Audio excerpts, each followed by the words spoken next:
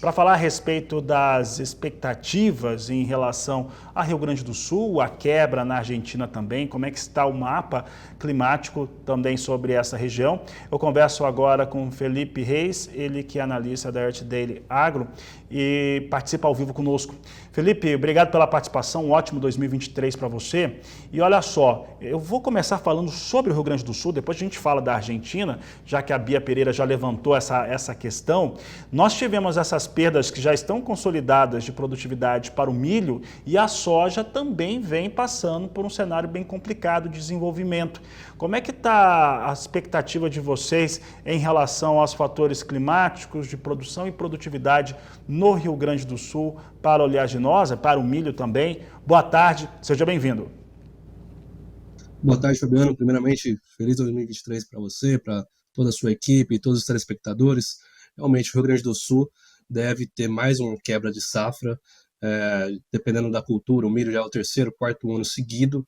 A nossa expectativa para o milho de primeira safra, na verdade é onde o que o Rio Grande do Sul produz, já que de inverno não tem uma produção de milho, está ali em torno de 23% abaixo da tendência. E o que isso quer dizer?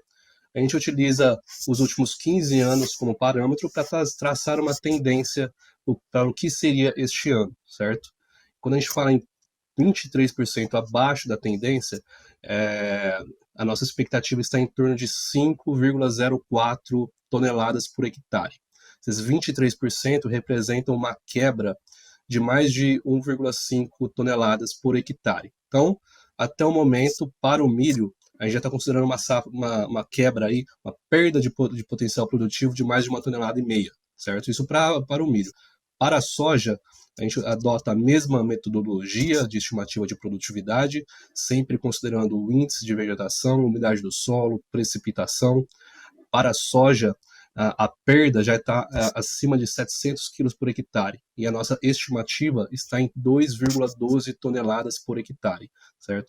Então, por enquanto, ainda há um certo tempo para a soja ter uma recuperação, mas quando a gente olha a previsão, os próximos dias, tanto o modelo europeu de previsão climática quanto o americano, eles apontam para chuvas ainda abaixo da média para os próximos 10 dias. Ou seja, a umidade do solo vai continuar baixa, abaixo da média no estado, e não só baixa precipitação, baixo volume de chuvas, nós também teremos temperaturas acima da média. Essa associação entre baixo volume de chuvas e temperaturas acima da média, em torno de 2, 3 graus acima da média, aumenta a evapotranspiração e diminui ainda mais a umidade do solo.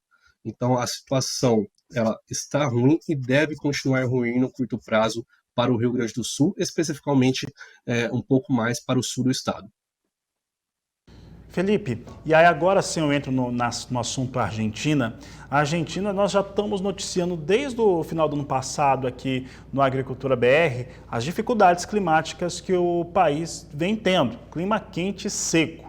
Na virada do ano teve precipitações, principalmente sobre a província de Buenos Aires, que é a maior área produtora da Argentina quando se compara com as demais áreas que também produzem soja e que também produzem milho.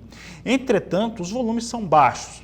Na quinta-feira passada, a Bolsa de Cereais de Buenos Aires trouxe um corte mais expressivo em relação à estimativa de produção, de produtividade. A produção ficou estimada para a soja argentina em 41 milhões de toneladas. Então, faço duas perguntas. O que isso representa em relação à Argentina? Qual que é a expectativa de vocês? E se este cenário que já se apresenta na Argentina, pela proximidade, traz ali uma preocupação maior ainda para o Rio Grande do Sul?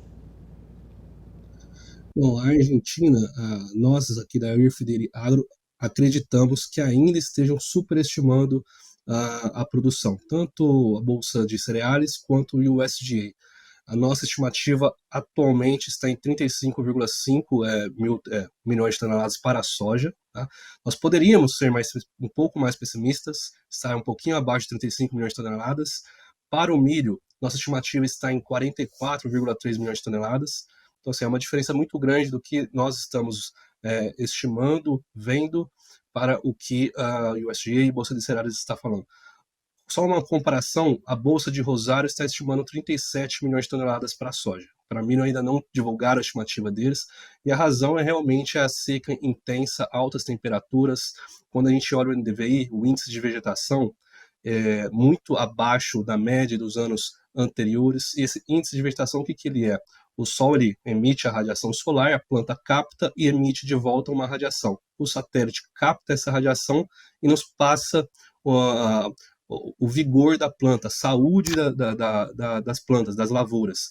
E assim, esse índice ele tem uma alta correlação com a produtividade. Então a gente utiliza esse índice juntamente com outros, tais como umidade do solo, precipitação, para poder fazer essa estimativa de produtividade, certo? Então quando a gente olha para a Argentina, o cenário está catastrófico, porém, tem um grande porém, que o plantio foi tardio, foi o plantio mais tardio que a gente observou nos últimos anos, né, os últimos 5, 7, 8 anos na Argentina. Ou seja, eles ainda têm tempo para que haja um retorno das chuvas e ao menos diminua o estresse hídrico e reduza a quebra da safra. Então a gente vai ter que esperar algumas semanas para poder afirmar que realmente a produção de soja vai ser abaixo de 38, 37 milhões de toneladas. Para que seja acima de 40, muita coisa tem que melhorar e bastante. Então, é um cenário que a gente não consegue ver nem tanto nas previsões de curto prazo, quanto as de médio e longo prazo. As de médio e longo prazo, aí sendo para fevereiro, março, abril. Tá? Talvez as chuvas voltem no final de março. Mas se voltarem apenas no final de março, aí a nossa estimativa tem um adianto muito grande em relação aos demais. Né? Nós conseguimos imaginar uma produção em 35, 34 milhões de toneladas de soja para a Argentina. E esse cenário, o Rio Grande do Sul está passando por uma situação semelhante, mas com menos intensidade. Não está tão seco quanto na Argentina, quando a gente compara as médias dos seus respectivos lugares, e nem tão quente quanto foi na Argentina em relação às médias dos seus respectivos lugares. Muito bem, Felipe. E essa informação é muito estratégica, que se a gente vamos considerar aqui os dados da Earth Daily Agro para a Argentina em 35,5, isso mexe muito com o mercado. A partir do momento que nós vamos ver daqui a pouco, daqui a alguns meses, porque os órgãos oficiais eles são mais conservadores em fazer as suas alterações de números, mas, por exemplo, o relatório de oferta e demanda trazia impossíveis 49,5 de toneladas, 49 milhões e 500 mil toneladas para soja na Argentina. Se comparar com esse dado, o dado da Earth Daily Agro trazendo para 35,5, ou mesmo a Bolsa de Comércio de Rosário para 37, nós temos aí um corte de 14 milhões de toneladas, aí nós temos um peso muito forte em relação à oferta sul-americana e automaticamente no mercado internacional de soja. E aí eu vou pegar aqui a pergunta do José Orivaldo, que está falando direto do Mato Grosso, quanto que isso pode vir a se confirmar, né? O produtor aqui, os produtores de uma forma geral estão mais lentos na comercialização, até porque eles estão aguardando algum tipo de informação estratégica como essa. Qual que é a probabilidade hoje, Felipe? Então vou dar uma arrumada nessa pergunta aqui. A probabilidade hoje de nós termos uma confirmação de uma quebra tão expressiva assim na Argentina para essa safra 22-23? É difícil dizer um número, mas eu posso dizer que é de média alta. Tá? Nós não imaginamos hoje um cenário onde a produção da Argentina de soja seja de 40 milhões de toneladas. Isso, por enquanto, está fora dos nossos planos, fora da nossa visão. Tá? O lado positivo da Argentina entra para a previsão. A previsão aponta chuvas acima da média, boa parte de Córdoba, dependendo da previsão, modelo americano, Córdoba, Santa Fé e parte de Buenos Aires. Mas ainda tem uma parte centro-norte e nordeste de Buenos Aires que deve continuar com chuvas abaixo da média, uma região muito importante de produção. Por enquanto, podemos considerar que as estimativas oficiais devem sim, principalmente o USDA, fazer novos cortes, mesmo que haja uma melhora da situação, um alívio do estresse hídrico. O USDA, no relatório da semana passada, ele saiu de 49,5 para 45,5, é bem longe, 10 milhões, aí, mais de 20% de diferença entre a nossa estimativa do USDA, mas esse corte de 4 milhões de toneladas para o USDA é um salto grande. Normalmente o USDA não faz salto acima de 4 milhões de toneladas. Vamos fazer uma lembrança. No ano passado, o USDA estava estimando 140 milhões de toneladas de soja para o Brasil e saiu para 136, em uma época que a gente já estava apontando 128, já fazia algumas semanas, né? O cenário já estava claro de uma quebra de safra intensa para o sul do país, né? Para o Rio Grande do Sul, Santa Catarina, Paraná, boa parte do Paraná, já estava consolidado, a questão era quão grande seria a quebra. A situação agora na Argentina, para a gente é a mesma coisa, vai ter uma quebra, o quão grande vai ser, tá? Estimar acima de 40 milhões de toneladas é considerar que fevereiro será muito bom. Tá?